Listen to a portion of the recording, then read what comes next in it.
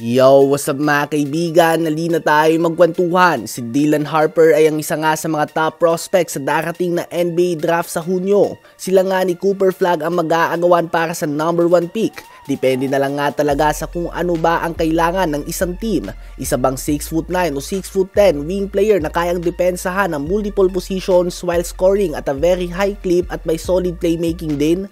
O ang big guard na tulad ni Dylan Harper, isang 6'6" combo guard? Hinahalin tulad nga siya sa former number 1 pick Cade Cunningham na nagkakaroon ng All-Star season ngayon. Kaya nga ni Harper na maging epektibo bilang isang primary o complementary option sa opensa. May NBA ready na din siyang katawan at may high IQ nga siya para sa kanyang edad. Sa mga hindi nakakaalam ay anak nga siya ng 5-time NBA champion and 2-time steals leader sa NBA noon na si Ron Harper. At ang kanyang nanay ay isang Pinay na tubong bataan. Ganun pa man ay bigo nga siya mga kaibigan na makakuha ng Philippine passport before turning the age of 16 years old. Kaya naman hindi siya pwede maglaro para sa Gilas Pilipinas bilang isang local. Halos pareho lang nga sila ng sitwasyon ni Jalen Green mga kaibigan. Kaya naman bagamat may dugo siyang Pinoy ay hindi nga ito mga kaibigan pwedeng maglaro as a local base sa rules ng FIBA. Pwede lang nga siya as an import o kaya naman naturalized player. Kung kayo ba ang papipiliin, sino ba ang may mas mataas na potensyal para sa inyo? Si Cooper Flagg ba o si Dylan Harper?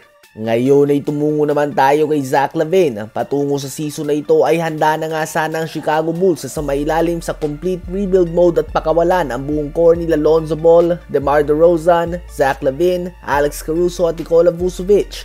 Handa na nga sila na ipaubaya sa mga tulad nila Josh Giddey at Kobe White ang team na ito. Ganun pa man mga kaibigan ay si Zach LaVine pa din nga talaga ang star ng team nila. May 6 na siyang magkakasunod na 30-point games at mas madami pa siyang 30-point games ngayong season kaysa kay LeBron James, Donovan Mitchell, James Harden, Ja Morant, Damian Lillard, Luka Doncic, Stephen Curry, and Kevin Durant combined.